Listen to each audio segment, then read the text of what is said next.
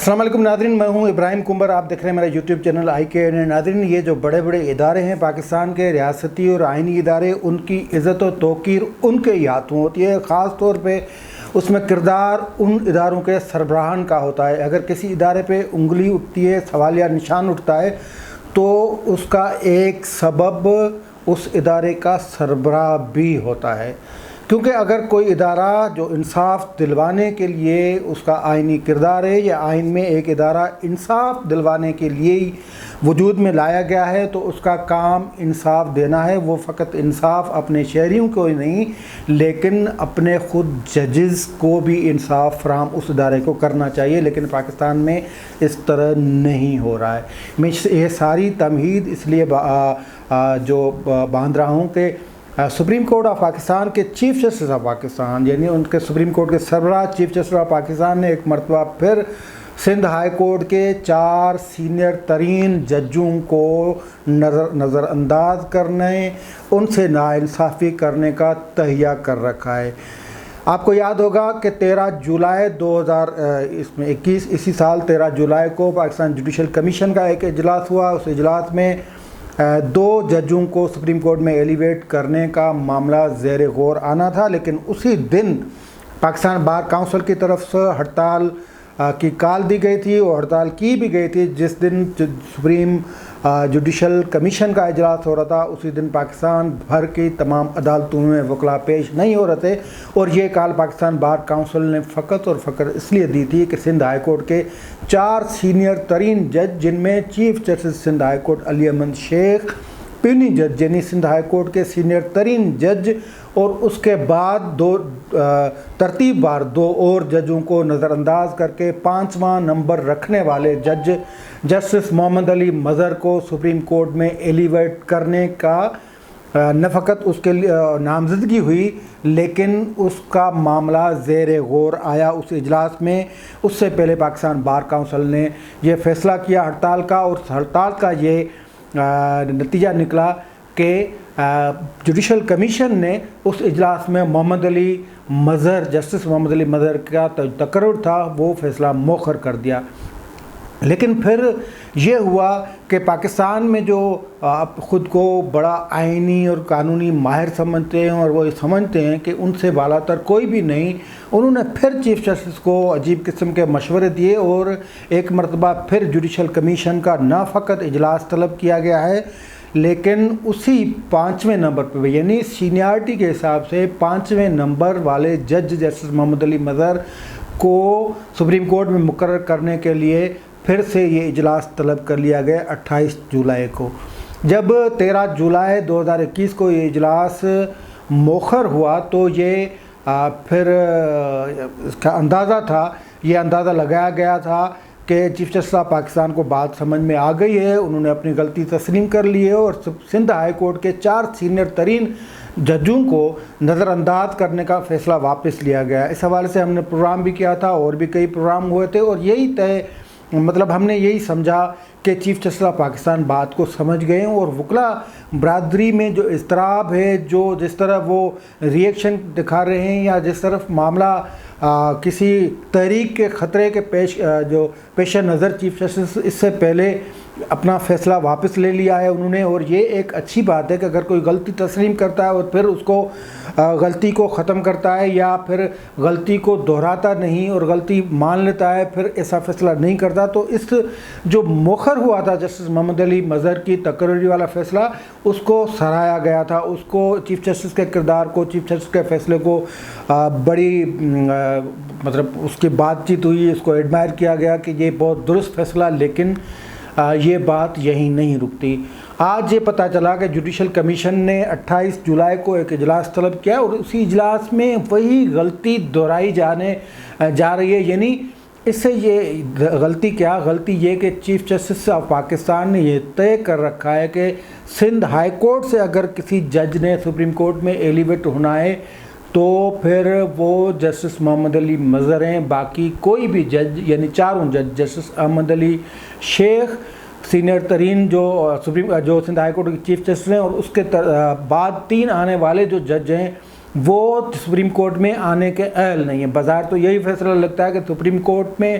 اگر کوئی اہل، کوئی دانا، کوئی فہم رکھنے والا، کوئی سمجھنے والا، بقول مطلب چیف جسٹس کی نظر سے، چیف جسٹس آف پاکستان کی نظر سے کوئی جج ہے تو وہ فقط اور فقط جسٹس محمد علی مظہر ہیں۔ اب لوگ باتیں کر رہے ہیں کہ اس کے پیچھے کہانی کیا ہے، نیکسس کیا بنتا ہے جسٹس محمد علی مظہر اور چیف جسٹس آف پاکستان کا۔ چیف جسٹس آف پاکستان کی ان سینئر ترین 4 ججوں پہ نظر کیوں نہیں جاتی جو جسٹس محمد علی سے نہ فقط سینئر ہیں لیکن تجربے کار بھی ہیں، اور جسٹس احمد علی شیخ جن کو سندھ ہائی کورٹ کے چیف جسٹس ہونے کا اعزاز ہے اور سینئر ترین جج، ان کو بائی پاس کرنے کی وجہ کیا ہے؟ کچھ لوگ اس حوالے سے مطلب جتنی زبانیں ہیں اتنی باتیں ہو رہی ہیں، کچھ میں نہیں یہ کہہ رہا لیکن لوگ کہہ رہے ہیں کہ چیف جسٹس آف پاکستان تعصب برت رہے ہیں۔ ویسے چیف جسٹس جس مقام پہ ہیں ان کو ایسا تاثر بھی نہیں دینا چاہیے، اور ایسی کوئی اگر معاملہ ہے بھی میں نہیں سمجھتا کہ ایسا ہوگا، لیکن کم از کم چیف جسٹس کو اگر اپنے ججی جو ساتھی جج ہیں ان سے اگر وہ انصاف نہیں کر سکتے تو پھر لوگ عام شہریوں کے لیے، عام سائلین کے لیے، ان کے لیے انصاف مانگیں گے تو کس طرح مانگیں گے؟ پھر انصاف کو ان کی توقع سپریم کورٹ سے کیا ہوگی؟ کیونکہ جن 4 ججز کو نظر انداز کیا جا رہا ہے ان ججز کی کنٹریبیوشن ہے سندھ ہائی کورٹ میں، ان ججز کا کام ہے سندھ ہائی کورٹ میں، اور پھر یہ کہ یہ اصول سینیارٹی کا اصول طے شدہ ہے۔ اب 18ویں ترمیم میں اگر یہ لکھا جاتا کہ سندھ جو ہائی کورٹس ہیں ان کے جو ججز ہوں گے،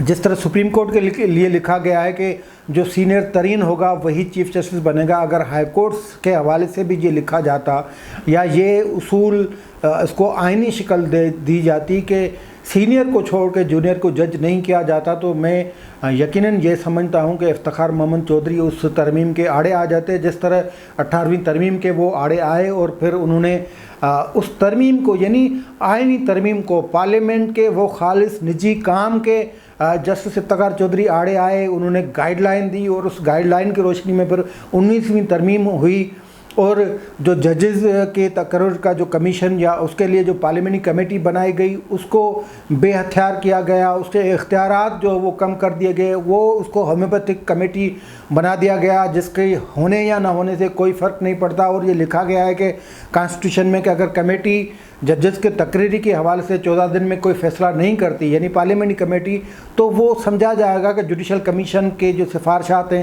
ان کی منظوری دے دی گئی ہے۔ اب یہ کون سا اختیار ہے؟ یعنی کہنے کا مقصد کہ افتخار چودھری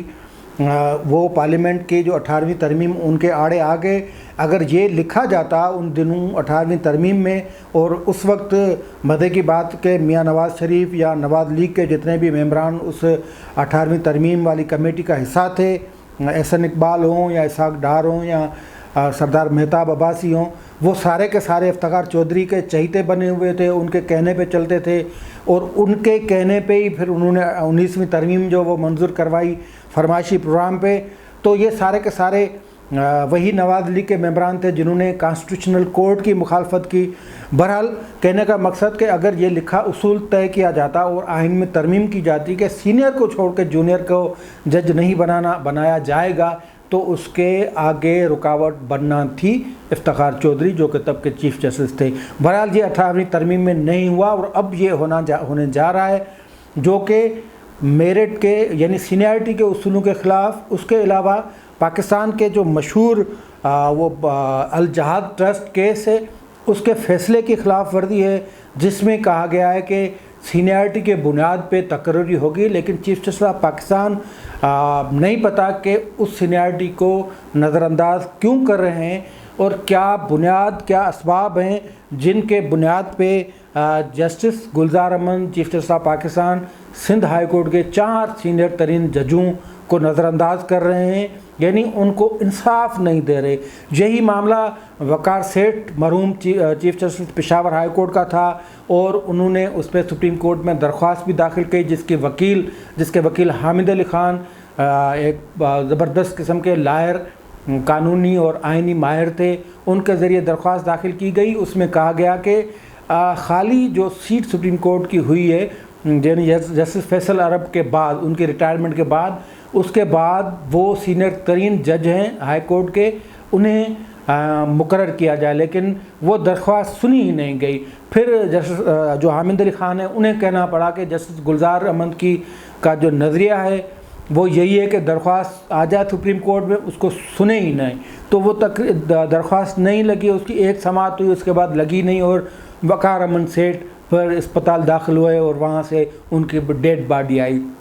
تو یہ معاملات ایک مرتبہ پھر سر اٹھا رہے ہیں اور وکلاء برادری میں اضطرابی کیفیت پائی جاتی ہے۔ ایک مرتبہ پھر وکلاء برادری نے یعنی پاکستان بار کونسل کے فورم سے ہڑتال کی کال دے دی ہے، اور 28 جولائی کو جب یہ جوڈیشل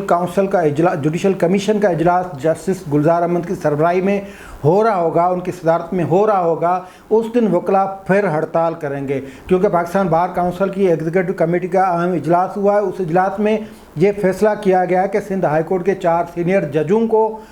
بائی پاس کرنے کو نظر انداز کرنے کے خلاف اور 5ویں نمبر پہ سینئر جج کو سپریم کورٹ میں ایلیویٹ کرنے کے خلاف، جو کہ سینئرٹی کے اصولوں کے خلاف ہے، جو کہ سپریم کورٹ کے فیصلوں کے خلاف ورزی ہے، تو اس پہ ہڑتال کی کال دی جاتی ہے، اور تمام وکلاء کو یہ ہدایت کی گئی ہے کہ وہ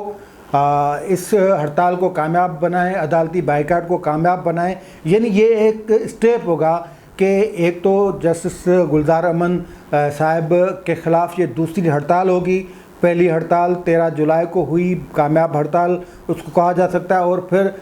دوبارہ یہ اسی مدعے پہ اسی معاملے پہ یہ ہڑتال ہو رہی ہے۔ یعنی یہ سمجھا جائے کہ جسٹس گلزار احمد نے اس ہڑتال سے یا وکلاء کے احتجاج سے، وکلاء کی اس کیفیت میں گزر رہے ہیں، اس سے سبق نہیں سیکھا اور سیکھنے کے لیے تیار بھی نہیں ہے۔ پھر سے ایک جونیئر جج کو سپریم کورٹ میں لا کر ان 4 سینئر ججوں کے اوپر بٹھانا چاہتے ہیں، جو کہ ان سے تجربے میں بھی زیادہ، عمر میں بھی زیادہ اور کام میں بھی زیادہ، سینئر بھی زیادہ ہیں۔ لیکن اس کے علاوہ پاکستان بار کونسل نے انفارمیشن منسٹر فواد چودھری کے بیان کی بھی مذمت کی ہے، جو کہتے ہیں کہ سینئرٹی کو مد نظر نہیں رکھنا چاہیے، تجربے کاری کو رکھنا چاہیے۔ اگر تجربائی بنیاد بنتا ہے تو پھر عمران خان کو وزیر اعظم ہونے کا کون سا تجربہ تھا جو آپ نے ان کو سر کے اوپر آ کے بٹھایا؟ تو اس پہ ایک مرتبہ پھر پاکستان بار کونسل کی ہڑتال ہونے جا رہی ہے، اور وکلاء برادری کو ایک مرتبہ پھر ایک موقع دیا جا رہا ہے کہ وہ پاکستان کے عدلیہ کے خلاف سڑکوں پہ نکلیں۔ آج کے لیے اتنا ہی، دیجیے اجازت، اللہ حافظ۔